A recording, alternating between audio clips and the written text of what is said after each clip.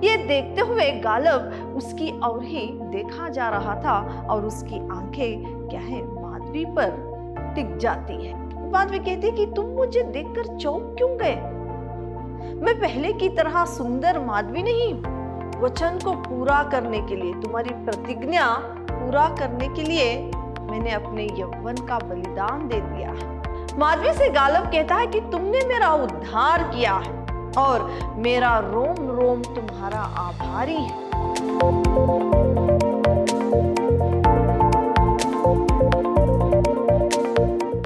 प्रणाम, मैं Rihanna yes, अति उत्तम विद्याश्रम की हिंदी प्रवक्ता। मेरे 4th सेम के बीकॉम के जितने भी विद्यार्थी हैं, आज मैं आपको जो आपकी माधवी नाटक है, जो आपके लिए माधवी नाटक है, उसका जो तीसरा अंक है और तीसरे अंक में तीसरा जो दृश्य है, इसके बारे में आज मैं आपको जानकारी दूंगी। पिछली कक्षा में आपका नाटक यहाँ तक हो गया था जबकि ययाति अपनी बेटी माधवी का स्वयंवर रचा रहे थे।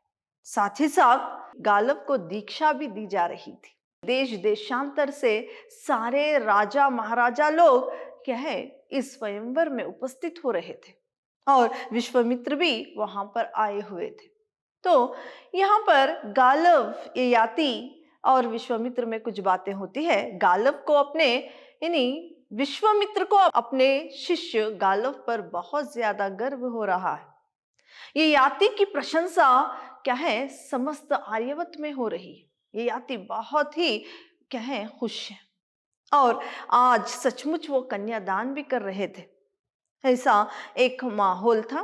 तो यहाँ पर गालव अपने गुरुजनों से इन्हीं मिलने के बाद माधवी की खोज कर रहे थे। वो संचालक से भी पूछते हैं, लेकिन संचालक कहता है कि स्वयंवर से पहले माधवी से मिलना यह स्वयंवर के नियमों का उल्लंघन है, तो इसीलिए माधवी से नहीं मिलना है। तब तापास वहां पर आते हैं।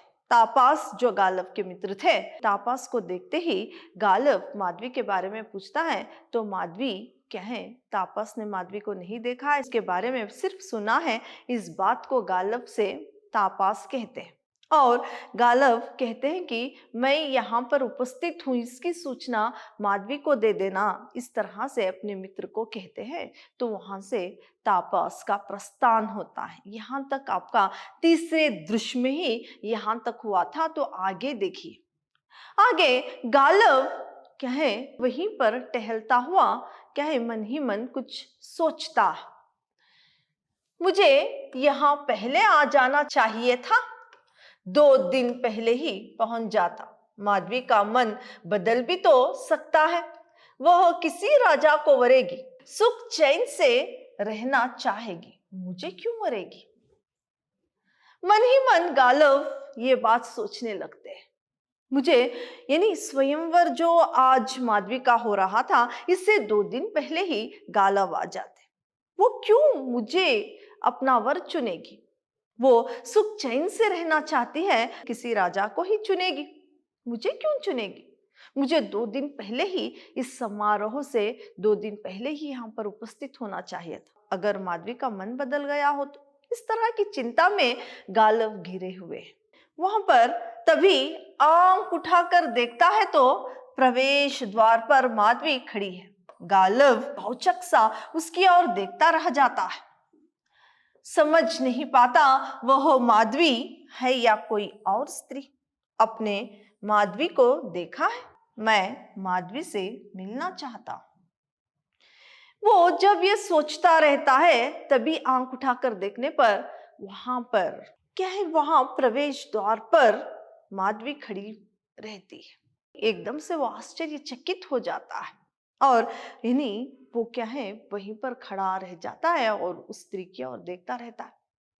फिर उस स्त्री से पूछता है, यानी जो प्रवेश द्वार पर खड़ी है उस स्त्री से पूछता है कि क्या आपने माधवी को देखा है? इस तरह से उससे प्रश्न करता है। माधवी, तुम आ गए? गालव, मैं अभी अभी वन से लौटी हूं, आगे बढ़कर तुम बड़े सुंदर लग रहे हो। गालव, बड़े सज सवर कर आए हो, हंसती है। माधवी को देखकर गालव टिटका खड़ा रहता है। माधवी की देह ढल चुकी है, चेहरे का लावण्य फीका पड़ चुका है, मुंह पर झुर्रियां, आंखों के नीचे अंधेरे साए उतर आए हैं। अधेड़ उम्र की अनाकर्षक स्त्री लगने लगी है। माधवी वह अभी भी साधारण वस्त्र में है। यहाँ पर जो प्रवेश द्वार पर खड़ी हुई स्त्री से गालव पूछता है कि क्या माधवी को आपने देखा है, मैं माधवी से मिलना चाहता हूं। तो यहाँ पर माधवी जो है, तुम आ गए। वही स्त्री, तुम आ गए गालव। इस तरह से वो क्या है, गालिब से पूछती है और साथ ही साथ कहती है कि मैं अभी अभी वन से लौटी, वन से जो है मैं अभी लौट कर आई। इस तरह से कहते हुए गालिब से कहती है कि तुम बहुत सुंदर लग रहे हो, क्या बात है, सज सवर कर यहाँ पर आए हो। इस तरह से चहकती हुई माधवी गालिब की ओर देखती रहती है। गालिब क्या है, उस पर उसकी आंखें टिटक जाती है, क्योंकि अब माधवी का जो सौंदर्य था वो अब उतनी सुंदर नहीं दिखाई देती थी। उसका देह ढल चुका था, उसकी आंखों के नीचे काले साए आ चुके थे और वो अधेड़ उम्र की एक स्त्री की तरह नजर आ रही थी। उसका सारा रूप जो है बदल गया था, सुंदर लग रही थी। उसका जो रूप था वो सब ढल चुका था। ये देखते हुए गालिब उसकी ओर ही देखा जा रहा था और उसकी आंखें क्या है, माधवी पर टिक जाती है, यानी टिटक जाती है। तो यहाँ पर माधवी, गालिब उसे देखकर क्या है, माधवी को पहचान नहीं पाता एक पल के लिए। फिर माधवी कहकर खड़ा हो जाता है। तो तुम्हें बधाई हो गालिब, तुम्हारी गुरु दक्षिणा संपन्न हुई, तुम उत्तीर्ण हुए। अब माधवी गालिब को बधाई देने लगती है, तुम उत्तीर्ण हो गए हो, तुम्हें बधाई हो, तुमने गुरु दक्षिणा देने का जो वचन तुमने लिया था वो वचन तुम्हारा पूरा हो गया है, तुम गुरु दक्षिणा दे चुके हो। इस तरह की बधाई क्या है, माधवी गालिब को देती है। फिर मुस्कुराकर, अब तो मझधार में नहीं हो ना माधवी, मुझे देखकर चौंक गए हो गालिब, जैसे तुमने मुझे पहले कभी देखा ही ना। माधवी, मुझे देखकर टिटक क्यों गए, अभी मैं पहले जैसी माधवी तो नहीं हो सकती हूं ना गालिब। देखिए यहाँ पर क्या होता है कि माधवी और गालिब में बातें हो रही है। माधवी क्या है, कहती है कि अब तुम मझधार में नहीं हो, तुमने तो गुरु दक्षिणा जो है जुटा दी है, अपनी गुरु दक्षिणा से तुम क्या है देकर मुक्त हो चुके हो। फिर क्या है, गालिब की नजरें अभी भी क्या है, माधवी को देखकर टिटक गई है, क्योंकि माधवी अब असुंदर हो गई है। फिर क्या है, माधवी कहती है कि तुम मुझे देखकर चौंक क्यों गए, मैं पहले की तरह सुंदर माधवी नहीं हूं, इसीलिए मैं कैसे अब वो सुंदरता ला सकती हूँ। यानी वो बताती है कि हाँ, अब मैं पहले जैसी माधवी नहीं हूं, इसीलिए तुम मुझे आश्चर्य से तुम मेरी ओर देखे जा रहे हो। पर गालिब सिर्फ माधवी कहकर रह जाता है। माधवी अब क्या है, जो सौंदर्य की एक मूर्ति थी, अब उसका यौवन ढल चुका था, उसका सौंदर्य जा चुका था। अपनी कमर पर दोनों हाथ रखकर, मैं बहुत मुटिया गई हूं क्या, चहक कर। तुम चिंता नहीं करो गालिब, मैं फिर से तुम्हारे साथ जंगलों में घूमूंगी तो फिर पहले जैसी हो जाऊंगी। गालिब अभी भी माधवी के चेहरे की ओर देखे जा रहा है। क्यों गालिब, तुम्हारे चेहरे पर कैसी निराशा फैल गई है, मैं इतनी कुरूप हो गई हूं क्या। यहाँ पर माधवी हंसते हुए, मुस्कुराते हुए अपने कमर पर हाथ रखकर कहती है कि क्या मैं इतनी मोटी हो गई हूं, कोई बात नहीं गालव, फिर से मैं तुम्हारे साथ वनों में विचरूंगी। यानी हम वनों में फिर से, वन में क्या है, फिरते घूमते फिर से मैं वही माधवी बन जाऊंगी। कोई चिंता ना करो। फिर भी गालव क्या है, माधवी के चेहरे को ही देखा जा रहा था। फिर माधवी कहती है हंसते हुए चहकते हुए, क्या गालव, क्या मैं इतनी कुरूप बन गई हूं, इतनी मैं कुरूप हो गई हूं? इस तरह से माधवी प्रश्न करने लगती है हंसकर। और तुम सौंदर्य के उपासक कब थे? तुम तो कर्तव्य के उपासक होना। क्यों गालव? क्यों मैं सचमुच बहुत कुरूप हो गई हूं, पर तुम्हारी प्रतिज्ञा भी तो इतनी आसान नहीं थी ना। तुम कुछ भी बोलते क्यों नहीं? फिर गालव जो है माधवी की ओर ही देख रहा था, तो माधवी हंसती है और फिर से पूछती है कि क्या मैं इतनी कुरूप बन गई हूं?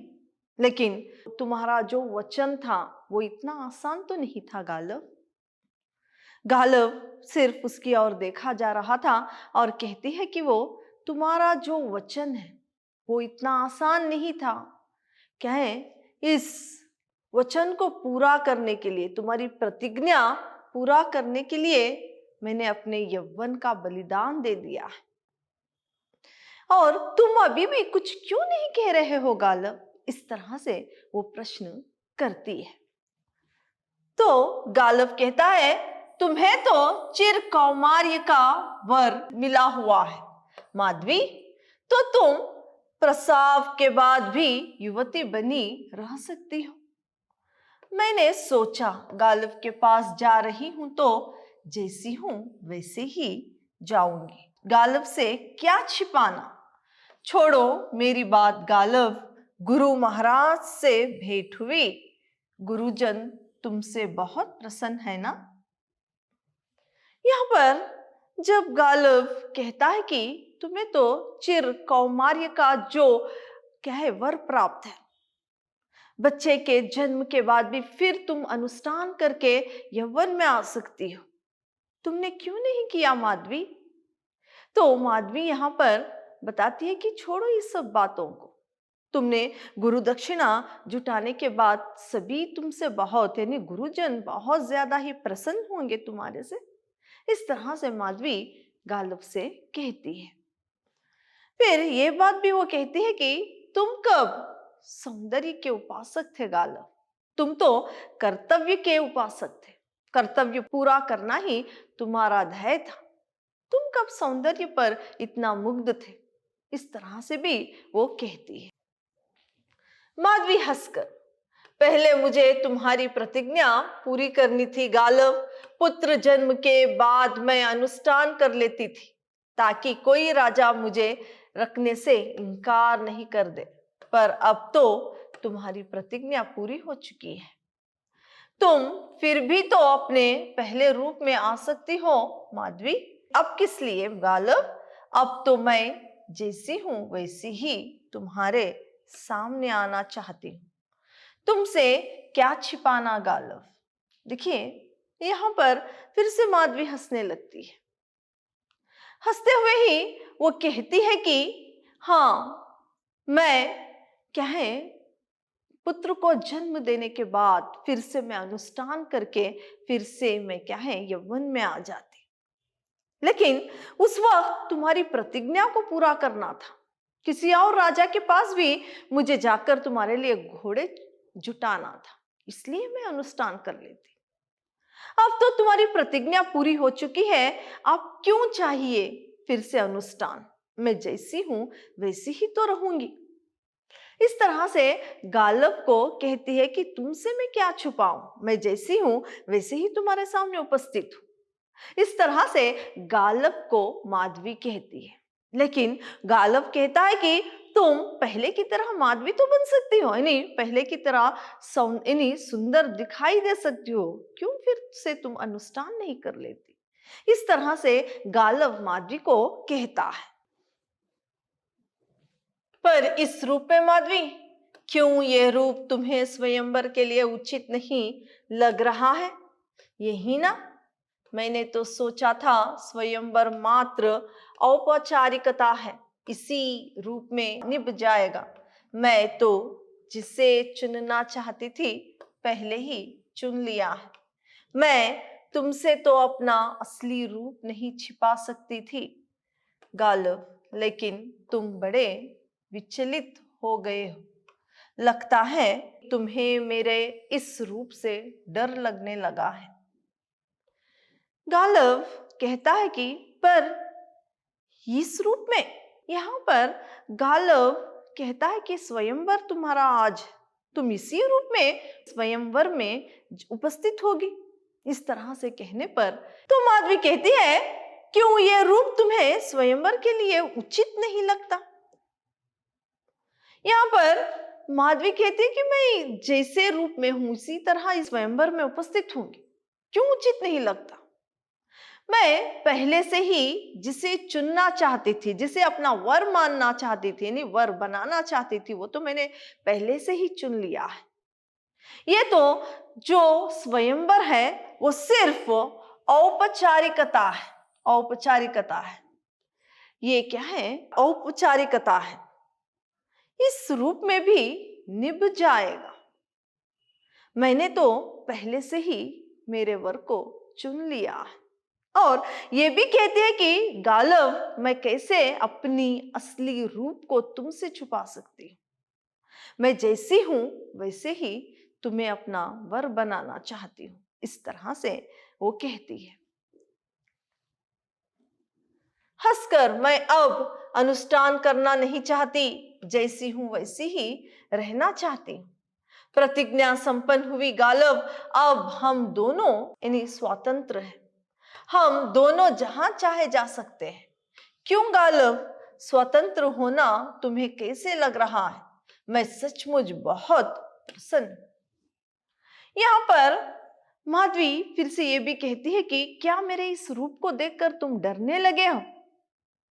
फिर वो कहती है कि गालिब, क्या है, मैं फिर से अनुष्ठान करके फिर से मैं यौवन में आना नहीं चाहती। मैं जैसी हूं वैसे ही क्या है तुम्हारे सामने रहना चाहती हूँ। फिर वो कहते कि हम दोनों स्वतंत्र हैं। अब प्रतिज्ञा पूरी हो गई है, हम जहां चाहे वहां जा सकते हैं। अब तुम भी स्वतंत्र हो। अब कैसे लग रहा है गालिब तुम्हें स्वतंत्रता? अब हम दोनों जहां जाना चाहते हैं वहां जा सकते हैं। इस तरह से वो हंसते हुए गालिब को कहती है। इस बात को कहते हुए गालिब से ये भी कहती है कि जो 3 राजाओं के रानीवास में माधवी थी, माधवी ने 3 बच्चों को जन्म दिया था। वो 3 राजा जो हैं वो भी उनके बच्चों के साथ इस स्वयंवर में उपस्थित हैं। तो जब से वो बच्चों को लेकर स्वयंवर में आए हैं, तब से यहाँ वे मेरे बच्चों को भी ले आए हैं। जब से वे आए हैं मैं छटपटा रही हूं। मैं केवल तुम्हारी राह देख रही थी। कहती है कि हाँ, जब से वो राजा लोग, जो राजाएं हैं, उन्होंने मेरे यानी मेरे पुत्रों को लेकर इस स्वयंवर में उपस्थित हुए हैं, तब से मेरा मन अशांत है। मैं छटपटा रही हूं। इसीलिए मैं सिर्फ तुम्हारी राह देख रही थी गालिब, ताकि फिर से हम स्वतंत्र होकर कहीं चले जाए। इसके लिए मैं तुम्हारी राह देख रही थी गालिब। इस तरह से कहती है। गालिब, तुमने मेरा उद्धार किया है। मेरा रोम रोम तुम्हारे प्रति कृतज्ञ है। कृतज्ञता की बात नहीं करो गालिब, हमारे बीच कृतज्ञता कैसी? यहाँ पर माधवी, जो राजाएं इसके बच्चों को लेकर आ गए थे, तब से उसका मन अशांत था और गालिब का जो ये इंतजार कर रही थी। गालिब इसकी असुंदरता को देखकर टिटक जाता है। माधवी से गालिब कहता है कि तुमने मेरा उद्धार किया है और मेरा रोम रोम तुम्हारा आभारी है। तो गालिब जब इस तरह से माधवी को कहता है, तो माधवी कहती है कि हमारे दोनों के बीच में ये सब किस लिए है? यानी जो गालिब कह रहा था कि मैं तुम्हारे प्रति कृतज्ञ कृतज्ञ हूं। कृतज्ञता की बात क्यों कर रहे हो? यानी मैं तुम्हारे प्रति कृतज्ञ हूं। इस तरह से जब गालव माधवी को कहता है तो माधवी कहती है कि हम दोनों के बीच में कृतज्ञता कैसी? इस तरह से माधवी गालव को कहती है, गालव मैं चाहता हूं तुम इन्हें अपने को स्वतंत्र समझो। गालव का अभिप्राय कुछ कुछ समझती हुई, तुम मुझे छोड़ना चाहते हो क्या? माधवी मैं चाहूं भी तो तुमसे विवाह नहीं कर सकता, मैं विवश हूं। यहाँ पर गालव जो है, जो माधवी ने उसके लिए किया था उसका आभारी मैं हूं, इस तरह से कहता है। फिर क्या है, गालव माधवी से कहता है कि तुम स्वतंत्र हो। इस बात को कुछ समझते हुए माधवी कहती है कि क्या गालव तुम मुझे छोड़ना चाहते हो? यानी यहाँ पर गालव क्या है, अब माधवी उतनी सुंदर नहीं थी, उतना उसका लावण्य नहीं था। अब क्या है, गालव जो पहले उसकी प्रतीक्षा कर रहा था, वो मन ही मन सोच रहा था कि 2 दिन पहले ही मुझे आ जाना चाहिए था, नहीं तो माधवी का मन क्या है बदल जाएगा। इस तरह से सोचने वाला गालव अब क्या है, उसको देखकर असुंदर पाकर, कुरूप पाकर माधवी को उसका मन फिर से बदल जाता है। अब वो कहने लगता है कि मैं चाहते हुए भी तुम्हें अपना नहीं सकता माधवी, क्योंकि माधवी गालव के गुरु के पास रह चुकी है। गालव के गुरु के पास जो माधवी रह चुकी है, इस वजह से वो विवश है माधवी को अपनाने के लिए। माधवी टिटक जाती है, क्यों यहां भी कर्तव्य परायणता का कोई प्रपंच होगा? क्या है गालव, मैं धर्म और नैतिक मर्यादाओं का उल्लंघन नहीं कर सकता, मैं विवश हूं। कौन सी मर्यादाएं गालव? तुम किस मर्यादा का उल्लंघन कर रहे हो? तुम मेरे गुरु के आश्रम में रह चुकी हो। यहां पर धर्म और मर्यादा की बात गालव करने लगता है। धर्म और मर्यादा का उल्लंघन होगा अगर मैं तुमको यानी अपना जीवन साथी बनाऊं तो, क्योंकि तुम मेरे गुरु के साथ रह चुकी हो, इस लिहाजे से तुम मेरी गुरु माता हो। ये कहने का अभिप्राय गालव का था। तो माधवी कहती है, इससे क्या हुआ, मैं 3 राजाओं के रानीवास में भी रह चुकी हूं, वह सब तो तुम्हारी प्रतिज्ञा पूरी करने के लिए था, पर जो स्त्री मेरे गुरु के आश्रम में रह चुकी हो उसे मैं अपनी पत्नी कैसे मान सकता हूं? माधवी कहती भी है कि तुमसे प्रेम करते हुए तुम्हारी प्रतिज्ञा पूरी करने के लिए मैं 3 राजाओं के रानीवास में रह चुकी हूं और 3 पुत्रों को जन्म दे चुकी हूं, तो तुम्हारी प्रतिज्ञा पूरी करने के लिए तुम्हारे गुरु के पास भी रही, तो इसमें क्या हुआ, सिर्फ तुम्हारी प्रतिज्ञा पूरी करने के लिए। लेकिन यहां पर गालव कहता है कि नहीं, जो मेरे गुरु के आश्रम में रह चुकी हो मेरे गुरु के साथ, तो मैं उससे अपनी पत्नी कैसे बना सकता हूं? यहां पर माधवी के कुरूप को देखकर गालव का मन बदल जाता है। तो माधवी, ओ गालव, गालव तुम सीधी बात क्यों नहीं करते? दिल में तुम्हारे वासनाएं कुल बुलाने लगी है, ऊपर से तुम आदर्शों और मर्यादाओं की बातें करते हो। माधवी आप कहते हैं कि तुम कैसे आदर्शों की और क्या है मर्यादाओं की बातें कर रहे हो? ओ गालव, इस तरह से वो क्या है टिटक जाती है। आश्चर्यचकित होते हुए माधवी गालव से कहती है, मैं अपने कर्तव्य से विमुख नहीं हो सकता माधवी, कभी कभी मुझे लगता है मैं कोई दुर्सपना देख रही हूं। यहाँ पर गालव कहता है कि मैं अपने कर्तव्य से विमुख नहीं हो सकता, लेकिन माधवी कहती है कि मुझे ऐसे लग रहा है कि मैं ये एक बुरा सपना देख रही हूं, ऐसे लगता है। संचालक का प्रवेश होता है। गुरुजनों का आग्रह है कि आप मंडप में पधारे। आप चलिए। संचालक का प्रस्थान।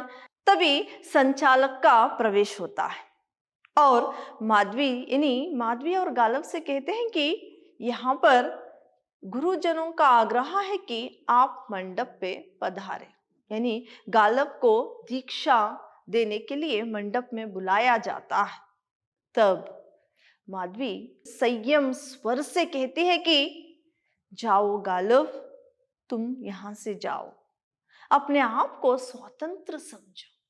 इस तरह से माधवी क्या है, गालव से कहती है। गुरुजन दीक्षा के लिए तुम्हारी राह देख रहे हैं और तुम मेरी चिंता ना करो गालव।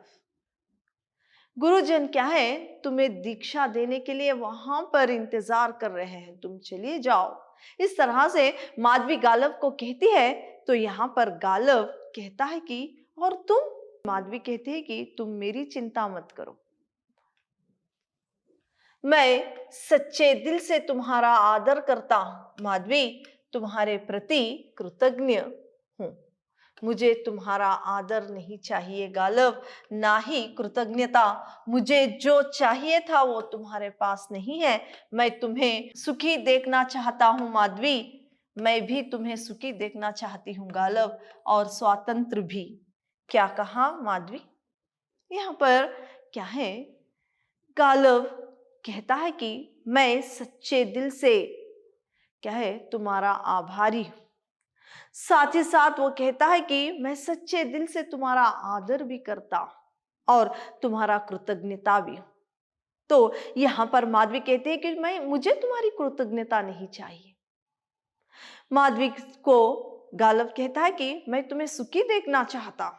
तो माधवी भी कहती कि मैं तुम्हें सुखी देखना चाहती हूं और स्वतंत्र भी। इस तरह से कहते हुए माधवी यहाँ पर गालव की ओर देखने लगती है। यहाँ पर देखिए गालव किस तरह से सौंदर्य का उपासक है, ये सिद्ध यहाँ पर होता है। फिर क्या है, क्या कहा माधवी? इस तरह से गालव जब पूछता है तो माधवी कहते हैं कि हाँ, स्वतंत्र भी। तुम पूर्णतः स्वतंत्र हो गालव, मैं तुम्हें बांध कर नहीं रखूंगी। वे दिन भूल गए जब तुम कहा करते थे कि तुम महलों के आसपास मंडराते रहे हो ताकि तुम्हें मेरी छाया ही नजर आ जाए। मैं वही माधवी हूँ गालव। तुम किस माधवी के लिए छटपटाते रहते थे? मैं तुम्हारे लिए केवल निमित्त मात्र थी। जब तुम मेरे सामने अनुनयन विनय कर रहे थे तब भी तुम झूठ बोल रहे थे। तुमने केवल एक ही व्यक्ति से प्रेम किया है और वो अपने आप से। पर मैं तुम्हें पहचानते हुए भी नहीं पहचान पाई। मैं सारा वक्त यही समझती रही कि गालव सच्ची साधना और निष्ठावान व्यक्ति है। तुम भी गुरुजन जैसे ही निकले गालव। यहाँ पर माधवी कहती है कि मैं तुम्हें स्वतंत्र देखना चाहती हूँ। फिर वो दुखी मन से कहती है कि तुम पहले कहा करते थे कि मैं महलों के आसपास मंडराता रहता हूं ताकि मैं तुम्हारी परछाई ही देख सकूं। लेकिन उस वक्त भी मैं तुम्हें समझ नहीं पाई गालव। तुम सिर्फ अपने आप को प्रेम करते हो और किसी से तुम प्रेम नहीं कर सकते। यानी अपने गुरुजनों जैसे ही तुम भी निकले गालव। इस तरह से मैं आज भी वही माधवी हूं। लेकिन तुमने क्या है, अभी जो बातें कही है, नहीं गालव जो अभी क्या है, आभारी हूं, सच्चे दिल से मैं आदर करता हूं, माधवी को कहता है। लेकिन अपना नहीं सकता। इस बात से माधवी को बहुत दुख होता है। तो इस तरह से माधवी क्या है, दुखी मन से गालव को कहती है, मुस्कान के साथ तुम सचमुच एक दिन ऋषि गालव बनोगे। धीरे धीरे माधवी की उत्तेजना शांत होने लगती है। वह एकटक गालव की और देखने लगती है। आंखों में क्रोध के स्थान पर फिर से स्नेह झलकने लगता है। माधवी आगे बढ़ आती है। मैं तो तुम्हारा दिल देख रही थी। गालव, बुरा मान गए? तुम क्या समझते हो? गालव, जिस व्यक्ति को मैं रोम रोम से प्रेम करती रही हूं, उसके पल्ले मैं एक बुढ़िया को बांध दूंगी? मेरा भी तुम्हारे प्रति कोई कर्तव्य है। प्रेम का भी तो एक कर्तव्य होता है। यहां पर कान के साथ, व्यंग के साथ हंसते हुए माधवी कहती है, तुम एक दिन ऋषि गालव बनोगी। हाँ, इस तरह से कहते हुए, व्यंग से हंसते हुए वो कहती है कि हाँ गालव, अब उसकी उत्तेजना, उसका जो क्रोध था, सब कुछ शांत हो जाता है। उसका क्रोध शांत होता है। फिर माधवी कहने लगती है कि प्रेम के प्रति भी कोई कर्तव्य है। मैं तुम्हें रोम रोम से प्रेम करती थी, तुम्हारे प्रति भी मेरा कोई कर्तव्य है। तुम क्या, मैं तो सिर्फ तुम्हारी परीक्षा ले रही थी। मैं तुम्हारे पल्लों एक बुढ़िया को तो नहीं बांध सकती थी, क्योंकि एक प्रेमिका का कर्तव्य प्रेमी के प्रति भी होता है। मैं इन्हीं यहाँ पर माधवी का कहने का अर्थ था कि वो अपने इन्हीं स्वयंवर में गालव को चुनने से पहले फिर से वो अनुष्ठान करके फिर वो यौवन में आ जाती। इसको कहते हुए माधवी यहाँ पर क्या है, अपने प्रेम के प्रति जो कर्तव्य है उसकी बातें करती है। मुस्कुराती है। तुम स्वतंत्र हो गालव। चकित सा माधवी की ओर देखता रहता है। तुम निश्चिंत हो जाओ गालव, तुम सचमुच स्वतंत्र हो। मैं तुम्हारी पत्नी नहीं बन सकती। शरीर की शीतलता तो दूर हो सकती है गालव, मैं अनुष्ठान करके फिर से युवती बन सकती हूं। मैं तो वो मां हूं जिसकी गोद भरती गई और खाली होती गई। अब तो संतान धारण करने से ही मुझे डर लगता है। संतान धारण करने का मेरे लिए केवल एक ही अर्थ है, अपने बच्चे को खो देना। ऐसी स्त्री तुम्हारे किस काम की? यहां पर जब माधवी इस तरह से कहती है कि प्रेम के प्रति भी मेरा कोई कर्तव्य है, इस सारी बातों को सुनकर फिर से गालव चकित सा रह जाता है। और यहाँ पर माधवी कहती है कि देखो गालव, तुम स्वतंत्र हो, तुम निश्चित रहो, तुम सच में स्वतंत्र हो। इस तरह से कहते हुए वो कहती है कि मैं तुम्हारी पत्नी नहीं बन सकती। हाँ, मैं शरीर की जो शीतलता है, शीतलता को तो दूर कर सकती हूँ, लेकिन मेरे मन का मैं क्या करूं? जो ये 3 बच्चों की मां बनने के बाद बच्चों की ममता उसके मन में भर चुकी है। मैं क्या है, उस ममता का मैं क्या करूं? और अब तो क्या है, मैं युवती बन सकती हूँ, लेकिन अब मैं गर्भ धारण करने से डरती हूँ। गर्भ धारण करने का मतलब एक ही है, मेरा बच्चे को खो देना। इस वजह से मुझे गर्भ धारण करने से भी डर लगता है। इस तरह से कहते हुए यहाँ पर गालव की ओर माधवी देखने लगती है। और ऐसी स्त्री तुम्हारे किस काम की? गालव, तुम स्वतंत्र हो। इस तरह से माधवी कहती है। निपदा में मंत्रों पंचरण, इस तरह से माधवी कहती है तो गालव कहता है कि तुम क्या करोगी माधवी? हंसकर मैं तुमसे कहा करती थी ना, चलो गालव कहीं भाग चले। आज मैं अपने दिल की वही साथ पूरी करने जा रही हूं। मैं यहां से भाग रही हूं। नहीं माधवी, तुम फिर से अनुष्ठान कर अपना पहला रूप धारण कर सकती हो। माधवी, मैं तुम्हें पाकर अपने को धन्य मानूंगा। तो माधवी की बात सुनकर गालव कहता है कि तुम क्या करोगी माधवी अब? तो माधवी कहती है कि मैं तुम्हें कहा करती थी कि यहां से कहीं भाग चले, चलो गालव। आज मैं वही मन की जो बात है पूरी करने वाली हूं। मैं यहां से भागकर जाने वाली हूं। यानी मैं यहाँ से भागने वाली हूँ, इस तरह से माधवी कहती है। यानी उस एक माधवी का जो दम घुट रहा था, राजा लोग उसके बच्चों को लेकर आ रहे थे, इधर गालव उसे अपनाना नहीं चाहता था और माधवी अब क्या है, इन सब से मुक्त होकर कहीं दूर जाना चाहती थी।